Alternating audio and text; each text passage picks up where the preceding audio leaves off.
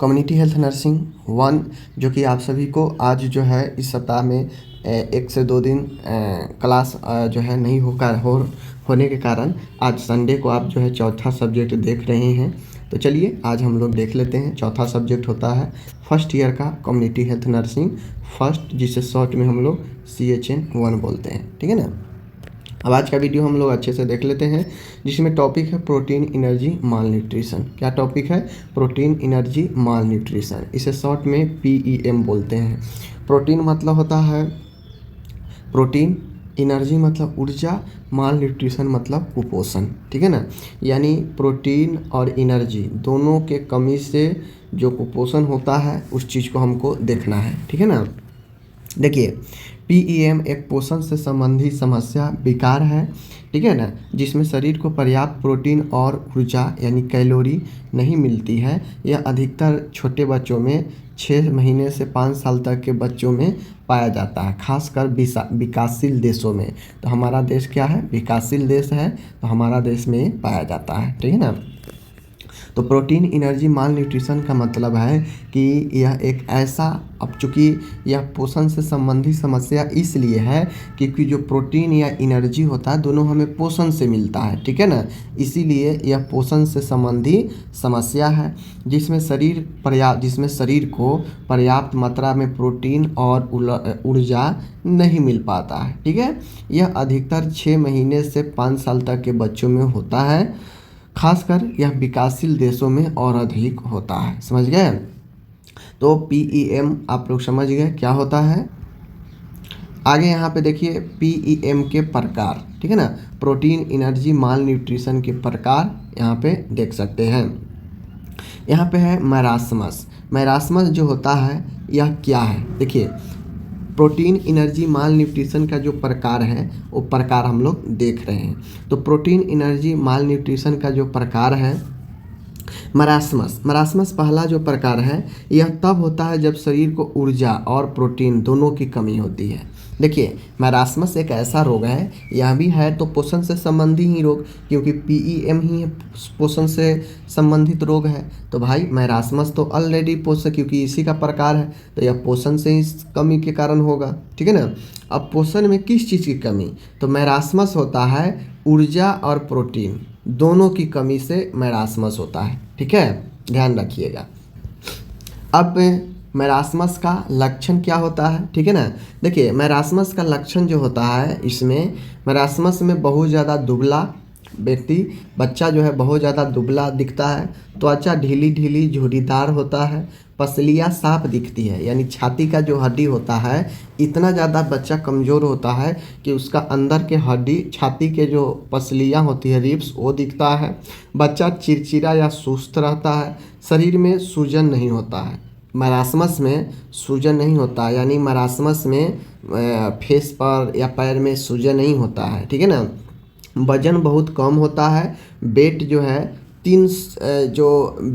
3 kg से भी जो है आपको कम होता है। समझ गए? तो कुल मिला के यहाँ पे देख लीजिए, तो कुल मिला के मैरास्मस का लक्षण जो होता है इसमें शरीर दुबला पतला दिखता है, ठीक है। तो अच्छा जो है एकदम सिकुटी हुई रहती है, झुर्रीदार रहती है, ठीक है ना। बच्चा चिड़चिड़ा या सुस्त रहता है, पसलियाँ अंदर की हड्डी साफ जो है ऊपर से स्ट्रक्चर में दिखता है, शरीर में कोई सूजन नहीं होता है। समझ गए?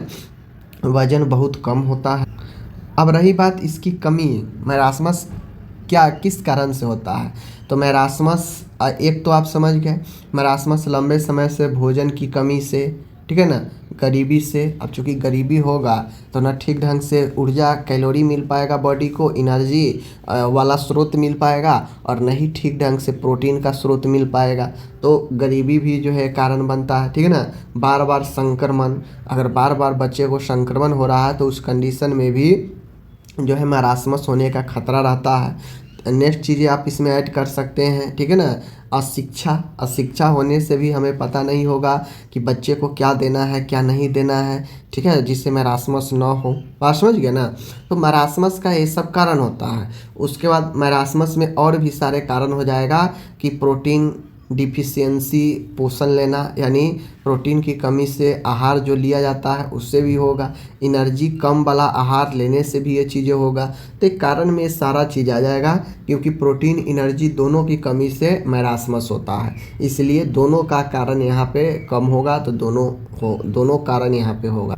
अब बात आता है यहाँ पे, आप सभी देख लीजिए क्वाशियोर, ठीक है ना, क्वाशियोकर, ठीक है ना, क्वाशियोरकर। तो क्वाशियोरकर जो होता है यह मुख्य रूप से प्रोटीन की कमी के कारण होता है, जबकि कैलोरी कुछ हद तक मिलती रहती है। देखिए क्वाशियोरकर जो होता है, अब मैरास्मस जो देखे हैं उसमें प्रोटीन, मैरास्मस जो देखे हैं इसमें प्रोटीन, बात समझ गए, मैरास्मस जो देखे हैं इसमें प्रोटीन और उसमें एनर्जी, बात समझ गए, दोनों की कमी के कारण मैरास्मस होता है, समझ गए।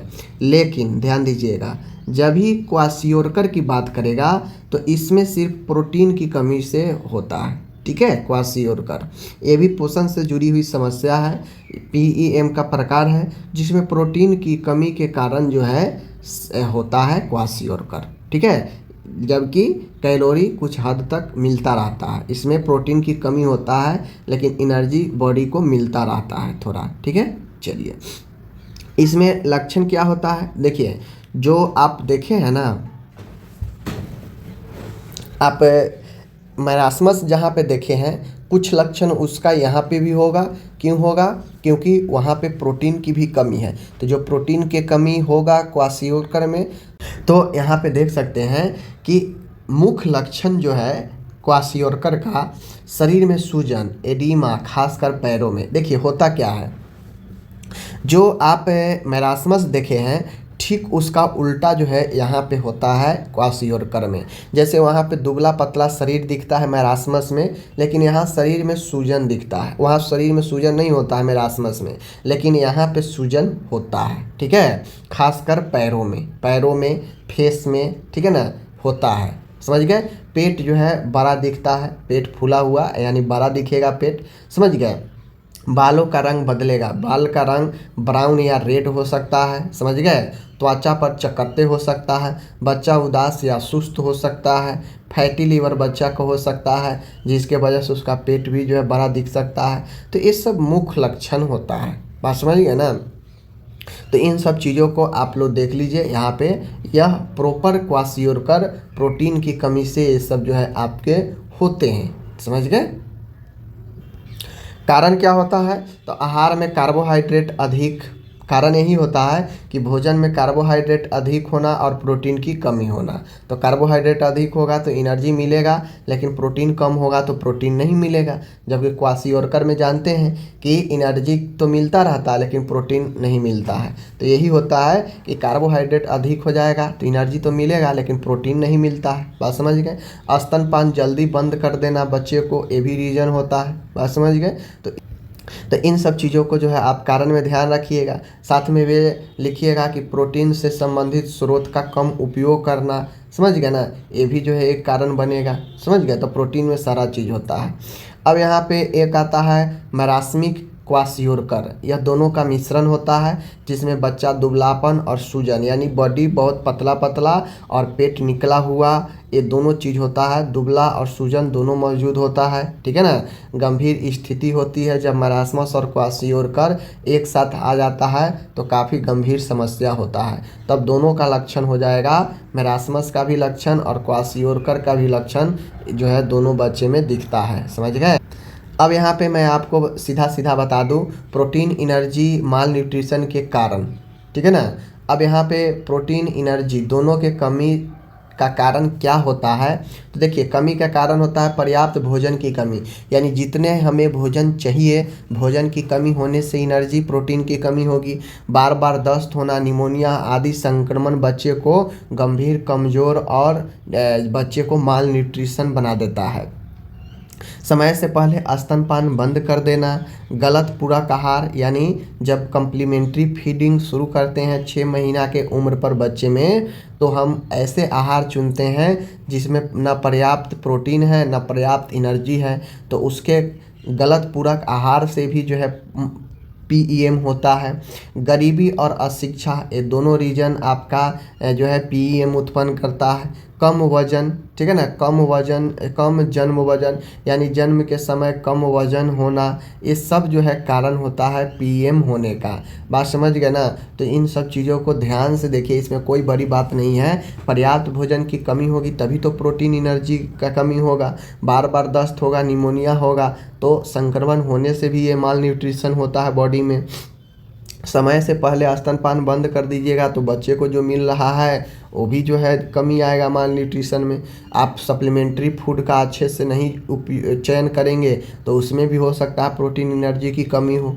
गरीबी और अशिक्षा होगी तो इसके कारण भी जो है आप सही चयन नहीं कर पाएंगे। वह जन्म के समय कम वजन भी आगे चलकर रीजन बनता है इसका होने का।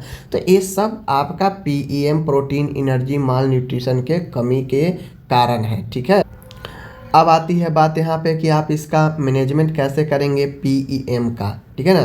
तो देखिए पीईएम का जो है यहाँ पे कैसे मैनेजमेंट करेंगे, चलिए हम लोग देखते हैं। तो देखिए यहाँ पे प्रारंभिक चरण में अगर ये चीज़ें हो रहा है, माल न्यूट्रिशन अगर प्रारंभिक चरण में है, तो सबसे पहले हम क्या क्या करेंगे। देखिए हम वे सारे स्रोतों का जो है मैनेजमेंट करेंगे जो हमें भोजन से मिल सकता है और उसका कमी हो सकता है, तो उसका मैनेजमेंट करेंगे। जैसे चीनी हो गया, ठीक है ना। देखिए तो हाइपोग्लाइसेमिया ग्लूकोज की कमी, ठीक है, हाइपोथर्मिया टेम्परेचर की कमी, क्योंकि इन सब में ये सारे चीज़ हो सकता है तो हम इसका मैनेजमेंट करेंगे। डिहाइड्रेशन का इलाज करेंगे, उसके लिए ओआरएस देते हैं। एंटीबायोटिक देंगे संक्रमण से लड़ने के लिए। विटामिन ए सप्लीमेंट देंगे। F35 थेरेपेटिक डाइट देंगे, समझ गए ना। तो ये सब जो है आपका प्रारंभिक चरण में हम क्या करते हैं, हाइपोग्लाइसेमिया का उपचार, हाइपोथर्मिया का जो है रोकेंगे, डिहाइड्रेशन का इलाज करेंगे, एंटीबायोटिक देंगे, विटामिन ए सप्लीमेंट देंगे।